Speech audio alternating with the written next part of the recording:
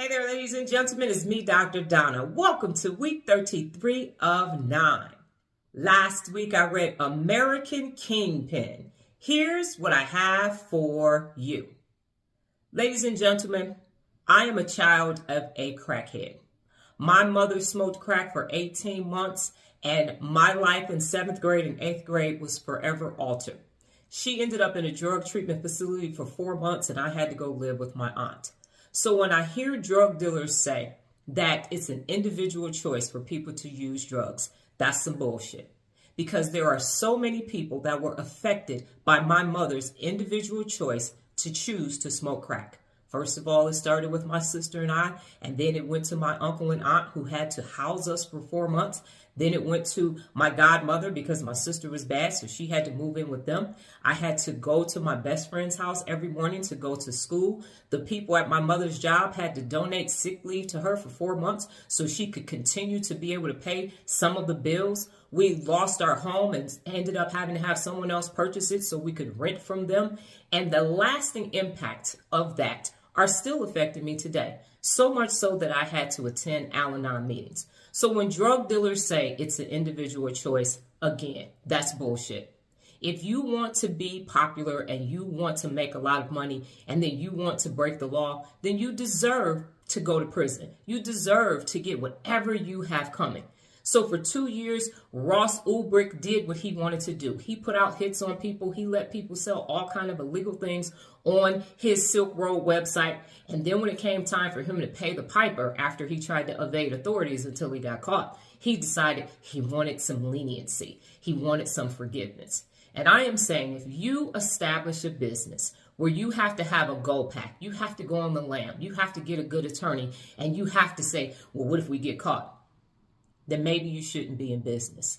Enough of this nonsense of saying it's an individual choice. At no point is someone using drugs and alcohol or creating illegal pathways an individual choice. There are people using weapons going into schools and killing people. That's not an individual choice. That's some bullshit.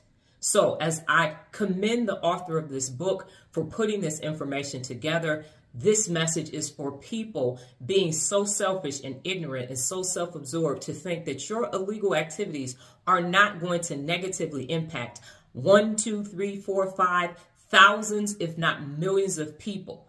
Do the right thing and be accountable. You can't run an unaccountable business, get caught, and then ask for, please have some empathy for me. When you were putting out those hits, you didn't have empathy for people. When you let people sell arsenic on your site, you weren't thinking about it. And then you want to try to make it seem like you were doing something for the greater good.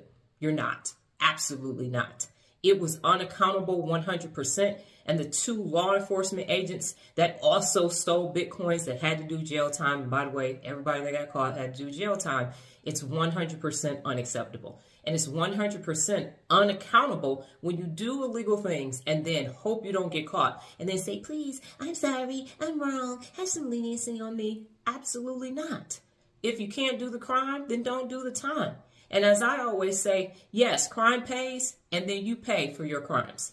Now, am I recommending the book? I'm not really recommending the book. Again, this is one of the books that I received from the person who was moving to Italy, and so I got it out of their library. And it's not so much a book that you need to read, but I believe that it's a message that I needed to tell you is that when you are unaccountable at the hundreds of millions of dollars level, you deserve to serve your time every last day of it because crime does not pay, and you will pay for your crimes when it's all said and done.